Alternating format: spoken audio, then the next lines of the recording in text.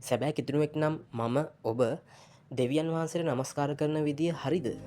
අපි කොහොමද හරි විදියට දෙවියන් වහන්සේට නමස්කාර කරන්නේ?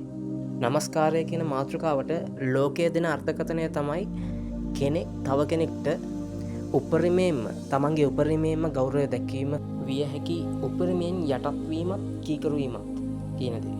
එහෙමනම් කිතුනුව වන අපේ නමස්කාරය කොහොම වෙන්න ඕනද? අපි අපේ දෙවියන් වහන්සේට නමස්කාර කරනකොට අපේ ඇහැට පෙනෙන නොපෙනෙන හැම දෙයකටම වඩා උන්වහන්සේට ගෞරවය දෙන්න ඕනේ. උන්වහන්සේ ඉදිරියේ කීකරු වෙලා යටත් වෙන්න ඕනේ. කිතුනුවෙක් තමන්ගේ රජුන් වන දෙවියන් වහන්සේව නමස්කාර කරන්න සූදානම් වෙන්න ඕනේ අන්න ඒ විදිහට තමයි.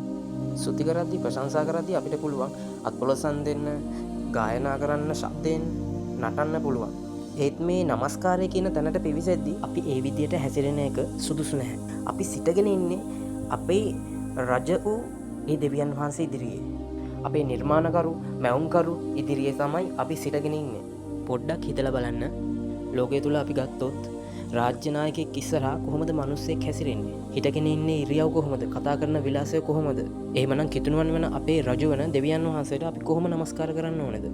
මම ඔබ නමස්කාර මෙහෙවන්නෙක් වෙන්න පුළුවන්. නමස්කාර කණ්ඩායමේ සේවය කරන කෙනෙක් වෙන්න පුළුවන්. අපි නමස්කාර කිරීමේ කාලය ඇතුලේ ഘോഷාවකින් ගීතිකා ගායනා කිරීම, වාදනය කිරීම සුදුසු නැහැ.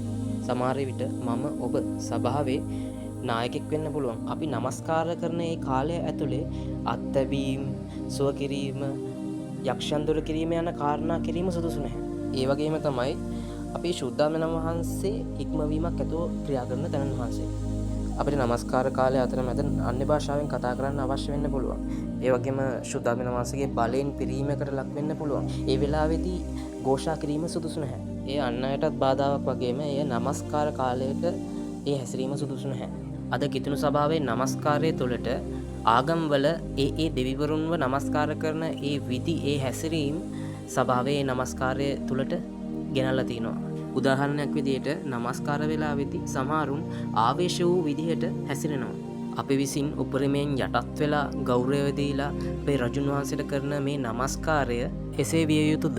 අපි ගෞරවණීය ලෙස රජුන් වහන්සේට නමස්කාර කළ යුතුයි. අපි ප්‍රශංසා කරද්දි කියන කාරණාව නමස්කාරය කරද්දිත් කියන්න පුළුවන්. හැබැයි ප්‍රශංසා කරද්දි හැසිරෙන විදිහට නමස්කාරයේදී හැසිරෙන්න බෑ. අපි කිතුණු සභාවේ වෙන්න පුළුවන්. නමස්කාරය කරන ඕනම තැනකදී ඒ නමස්කාරය අපි විනීතව හික්මවීමක් ඇතුව අපේ රජුන් වහන්සේට පුද කරමු.